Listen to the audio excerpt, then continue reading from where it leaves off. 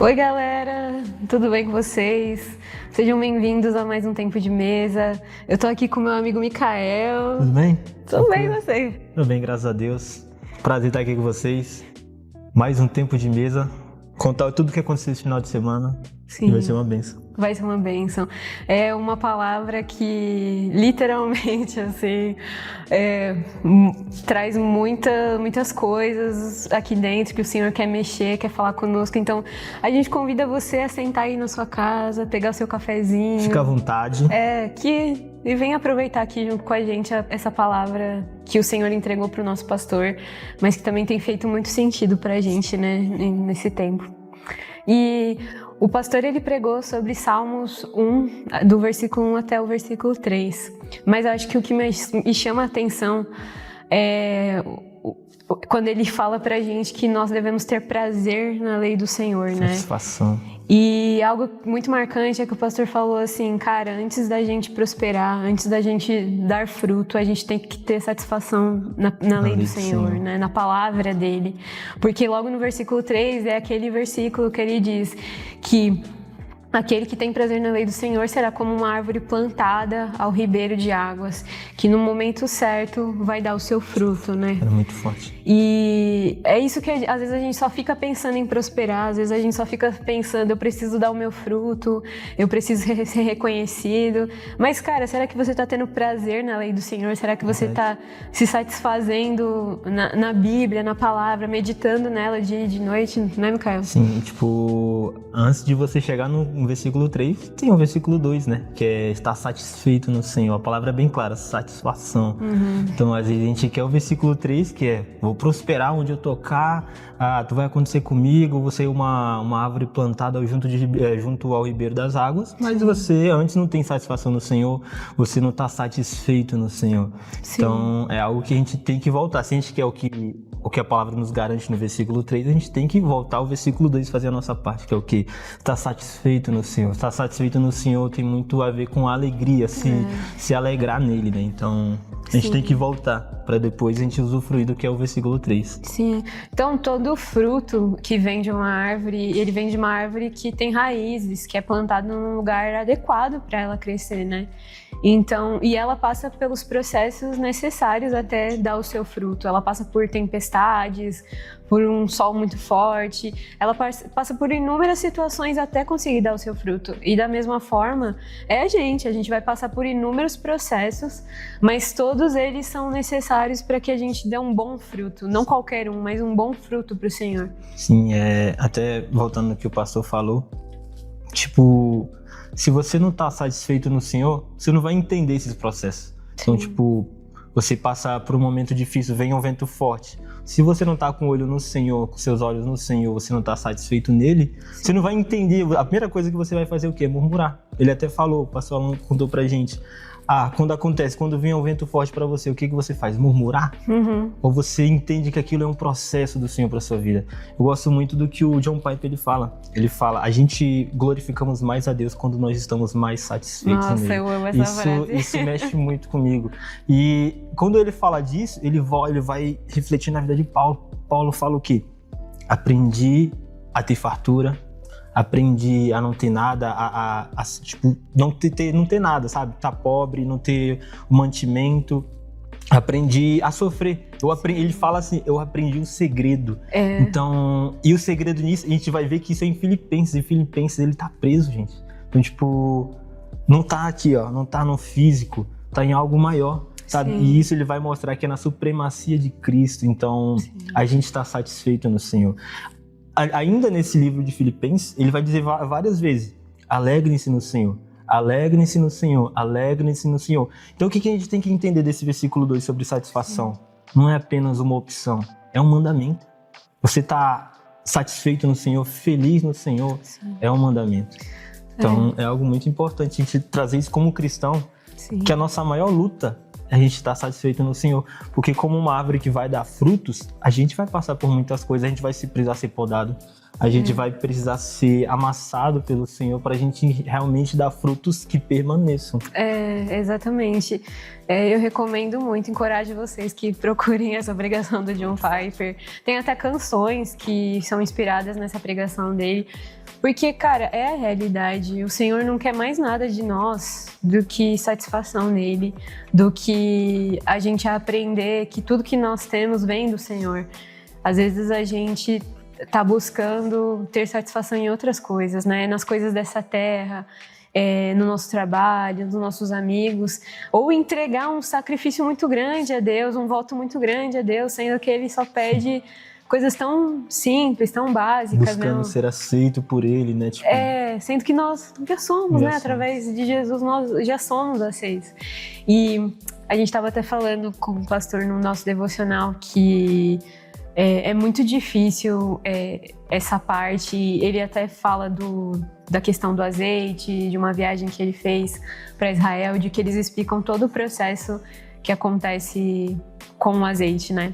Mas antes disso, eu acredito que a gente tem muita relutância em querer passar por esses processos, porque eles vão doer. Não. Porque eles vão trazer coisas difíceis.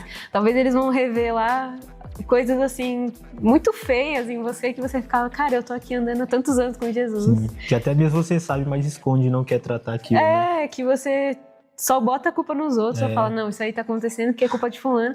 Mas aí Deus fala, não, amigo, é você que ainda tá com essas coisas aí mal resolvidas. E eu tava até falando assim, Micael, que a Maria, quando ela tava no louvor ontem, ela pregou aquele versículo sobre que nós esquecemos de voltar ao primeiro amor, né? Nossa, que nós esquecemos de voltar aos primeiros dias. E eu acredito assim fortemente que a nossa relutância em mudar, a nossa relutância por ser esmagado pelo Senhor, é porque tá faltando esse primeiro amor pra gente. Porque quando a gente tá no primeiro amor, a gente tá assim, sedento por ser salvo, a gente fala, Senhor, eu sou pecador, eu quero mudar, eu preciso do Senhor, revela o que precisa ser revelado em mim, corrige o que precisa ser corrigido. Mas aí, conforme a gente vai caminhando, parece que é algo que se esfria. A gente acha que não precisa aprender mais nada, que não tem mais nada aqui para ser mudado, transformado.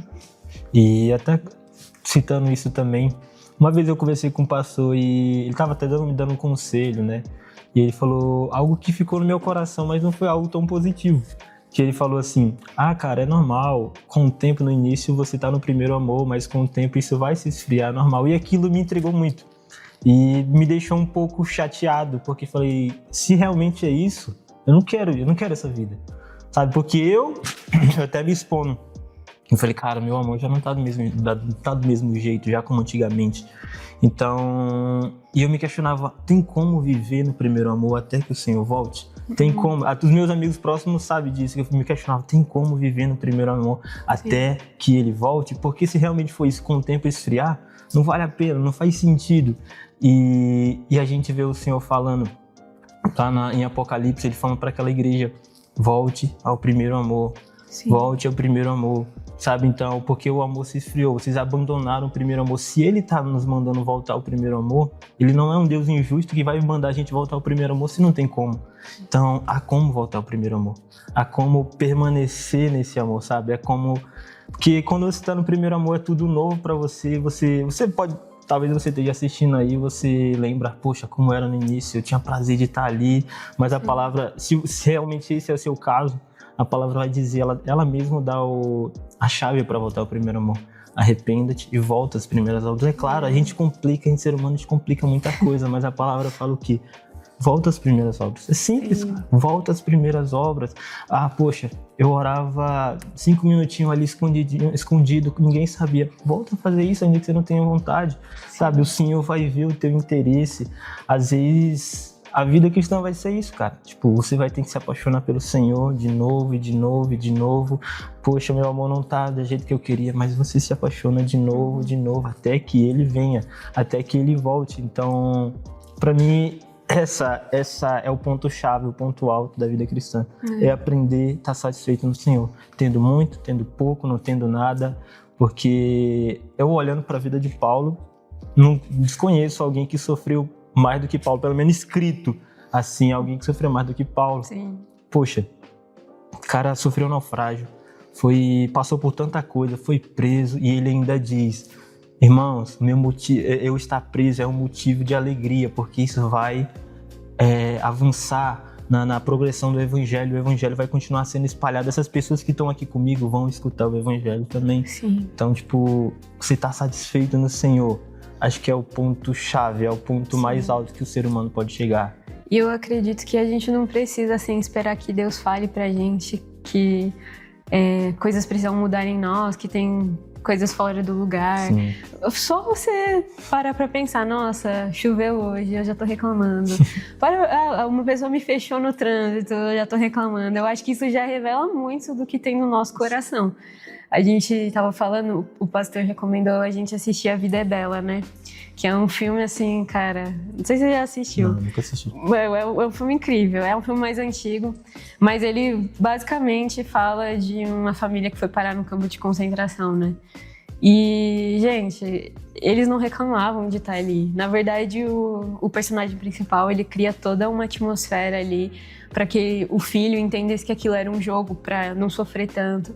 E aí eu fiquei muito constrangida por esse filme, porque eu pensei: qualquer coisinha que tá acontecendo, eu já tô aqui criticando, falando: o sistema tá errado, isso precisa mudar. E eu acho que a gente precisa entender, vai adiantar. A palavra fala que aqueles que são sedentos de justiça, esses herdarão, né, o reino dos céus. Mas é uma justiça que não vem daqui, não é o homem que vai me dar, não é o homem que vai poder satisfazer essa minha indignação, mas sim o Senhor. E aí a gente lembra de Tiago, que fala: cara, seja tardio para se irar, apto a escutar. E eu acho muito incrível como a gente precisa passar por esses processos para realmente o Senhor poder refinar a gente, né? Sim. Até que a gente chegue num ponto mais maduro, mais consciente do propósito que o Senhor tem para nós.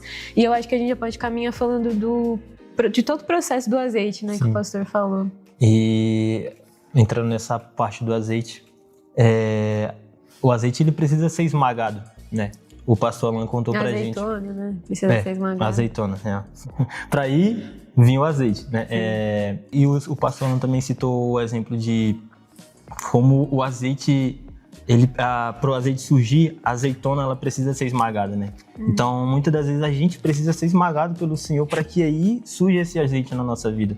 Sabe? Sim. Esse azeite que significa purificação, esse azeite que significa um perfume, esse azeite que a gente muitas das vezes não quer passar por esse processo de esmagamento, sabe? Tipo, a gente foge desse processo do Senhor. Sim. Então, só que enquanto a gente fugir, a gente não vai viver aquilo que o Senhor tem pra gente, sabe? Enquanto a gente estiver fugindo desse processo. Eu sei qual é o meu processo, a Camila sabe qual é o processo dela, você sabe qual é o seu processo que você tem que passar, só que muitas das vezes a gente está fugindo. E, poxa, a gente vê de Gênesis, Apocalipse, a palavra falando de processos. A gente vê em José, a gente vê em Davi, e a gente vê em Jesus, a gente vê em todo mundo, sabe? Tipo, cada um teve que passar por algo para ser preparado. A gente vê Davi receber uma promessa, mas o que ele passou até a promessa se cumprir na vida dele. O José, o quanto ele passou, a gente olha, poxa, José foi injustiçado, de fato. Mas tudo foi um processo na vida dele para que ele chegasse a se cumprir a palavra de Deus na vida dele. Então, muitas das vezes a gente recebe a promessa, a gente quer ser como essa árvore, só que a gente não está pronto, a gente não quer passar por esse processo. Uma árvore que dá frutos no momento certo, a gente quer ser aquele que onde a gente tocar vai prosperar, mas a gente não quer passar por esse processo de onde vai doer, onde vai tocar nas nossas feridas, e a gente quer deixar as feridas ali. A gente não quer que elas sejam curadas, a gente só quer deixar ela ali escondida. Só que a gente precisa tratar essas feridas, porque se você chega aonde Deus quer te levar, que é a sua promessa, você vai chegar lá e vai sucumbir. Você vai sucumbir, você não vai permanecer lá. A gente pode parar para ver em José. Se ele chega a ser governador, se antes passar por o que ele passou, quando ele encontrasse a família dele, qual é a primeira coisa? Ele ia querer se vingar, sabe? Então a gente precisa passar por um nosso processo até que para que a promessa se cumpra na nossa vida. Eu acho que José viu muito que quão Deus foi misericordioso com ele, né? Quanto Deus sustentou ele. Então, e Deus curou nele tudo que precisava ser curado durante todo aquele processo. E aí, quando chegou pra ele estar com a família dele, ele não precisaria se vingar. E a vingança não ia levar a nada, né? Não é nada. Na verdade, ele só pôde desfrutar aquilo que ele poderia oferecer pra família dele. E às vezes a gente fica perdendo uma vida, né? Com tantos ressentimentos, com tantas coisas. Sendo que a gente tá perdendo tempo em multiplicar o dom que o Senhor nos deu, o tesouro que o Senhor nos deu. Eu fico pensando, né, em como essa questão do azeite ainda, né, como ele tem diversas funções. O pastor falou, né, que o primeiro azeite era o azeite da purificação, que aí tinha um azeite que servia para o alimento, o outro azeite que servia para a unção, né, como ele tem diferentes funções, diferentes finalidades. Mas aí a gente volta, né, para a questão: qual é o azeite que nós liberamos quando o Senhor nos amassa, quando o Senhor nos prensa, sabe, em situações? Porque a gente pensa, não, mas Deus é muito bonzinho, Ele não vai fazer isso comigo. Cara, Deus é bom, Ele é muito bom mesmo. Ele é bom e por isso justamente Ele faz isso. Por isso que Ele faz isso, porque Ele é como um pai. Eu fico, o Josué. Meu Deus, aí. O Mikael tava falando aqui de todo o processo do azeite, né? E aí eu fiquei pensando, é como, sei lá, um projeto científico, assim, é olhar como Deus faz cada etapa, cada coisa, de uma maneira muito certa, muito, assim, extraordinária, que a gente não consegue entender, né? E, cara, eu acho que todos nós, a gente precisa estar, assim, disponível. A gente convida vocês a estarem disponíveis para serem amassados pelo Senhor. A gente entende, não é uma coisa fácil, não é uma coisa boa, assim, que eu vou falar, nossa, é uma delícia, é muito bom. Mas todos nós precisamos para a gente chegar onde o Senhor quer que a gente chegue. O pastor até falou ontem que a gente fica olhando demais para as coisas que a gente não tem. A gente fica olhando demais para nossas faltas. Eu não falo dessa forma, eu não ajo dessa maneira, eu não tenho essa capacidade. Só que a gente precisa começar a olhar para aquilo que a gente tem, para onde o Senhor nos plantou, para as potencialidades que o Senhor deu para cada um de nós, que é possível, que é existente. E toda vez que eu olho para alguém na Bíblia, eu não acho assim pessoas prontas. Você acha pessoas prontas ali na palavra de Deus? Nenhuma delas. E até voltando um pouco também no que a Camila falou, a gente olha para quem vai dar um fruto verdadeiro, aqueles que foram amassados, é porque hoje em dia no nosso mundo fruto está muito voltado a dons. Né? Uhum. Isso está muito, dentro das igrejas a gente vê que isso está muito confuso. Só que o pastor Alan até falou sobre como o fruto que você dá não é para você. A gente pode parar para olhar numa árvore. A árvore, ela dá o fruto. Como eu vou saber o que é um fruto de verdade, se não realmente não está envolvido, relacionado a dons? Uma árvore, ela nunca vai comer do fruto dela. O fruto dela é para as outras pessoas. Então, tipo, se você é árvore que vai dar frutos, as pessoas que estão ao seu redor é que vão comer desses frutos. Aí você sabe, eu estou dando fruto. Porque vamos lá, poxa, o Deus me deu aqui a capacidade eu sei pregar. Só que você está pregando para quê? Para ser elogiado? Pro seu ego. Pro seu ego, pra tipo, nossa, eu sou bom nisso que eu faço. Deus me deu esse dom, eu sei pregar, eu sei orar, minha oratória é daquele jeito, eu sei pregar, eu sei fazer aquilo.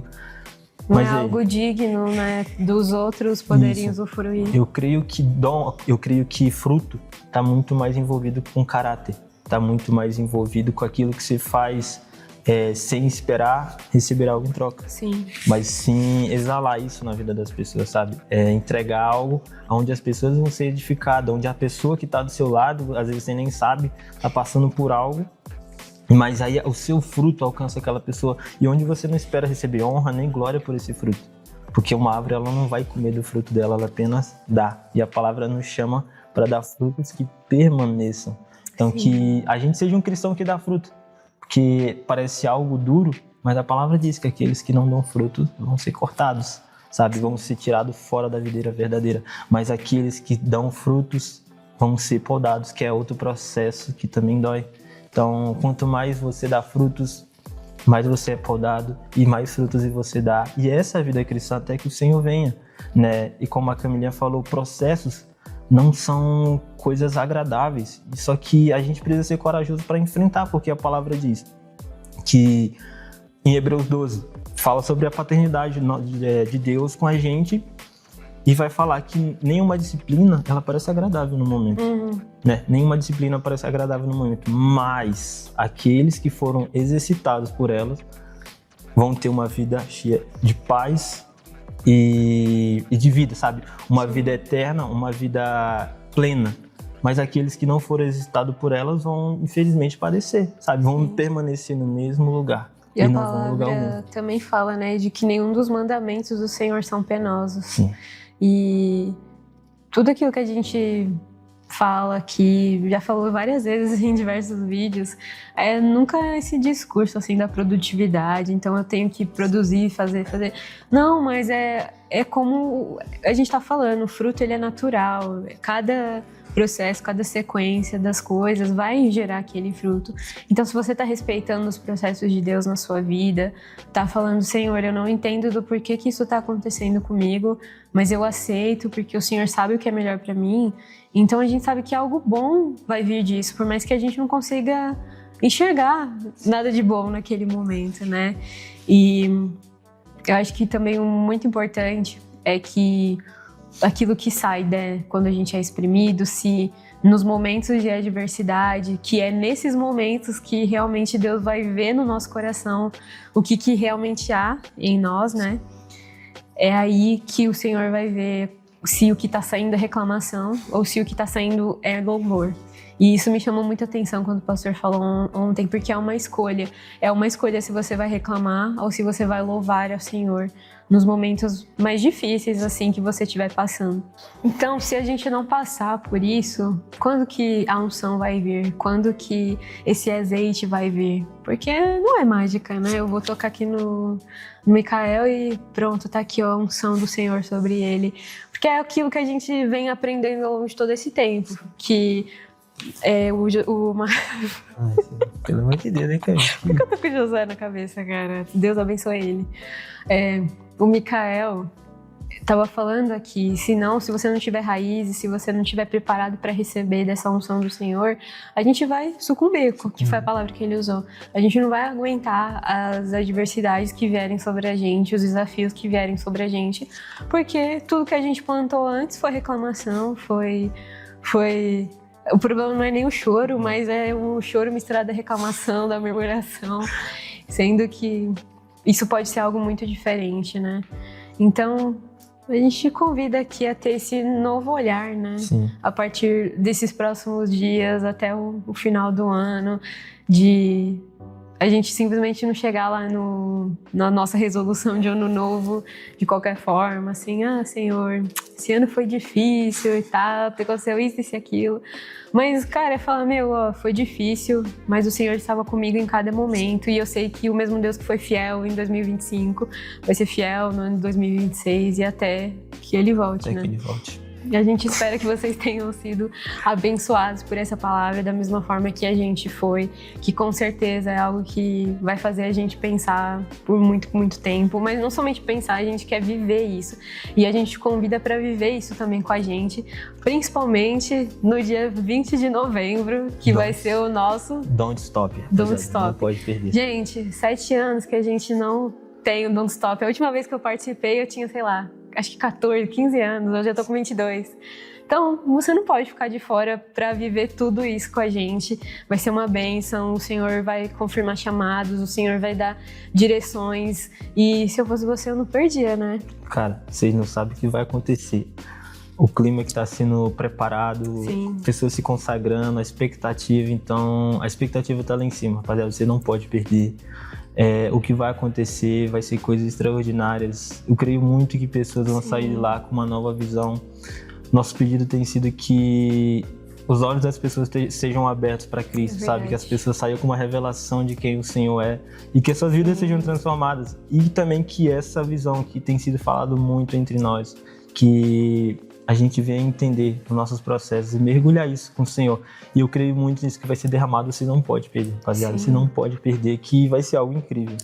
E se você quer começar já a viver o extraordinário de Deus com a gente aqui na nossa juventude, na nossa igreja, todos os sábados a gente tem o nosso Sunset for Jesus, às 4 horas da tarde, na Avenida São João 791. E de domingo... E no domingo a gente tem o nosso encontro, um culto mais íntimo nosso, mas algo muito especial, algo que você pode ficar à vontade, onde você vai se derramar, se dobrar diante de Deus, é algo maravilhoso, às 12h30, todo domingo com a gente, o culto encontro. Aqui na Avenida São João, 1035.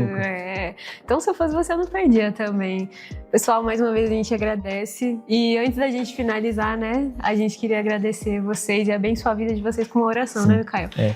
A gente vai fazer uma oração por você, abençoar vocês. Principalmente o nosso intercessor aqui, o Micael. Então vamos lá. Feche seus olhos onde você está, fica à vontade, eleve seus pensamentos no Senhor. Sim, Deus.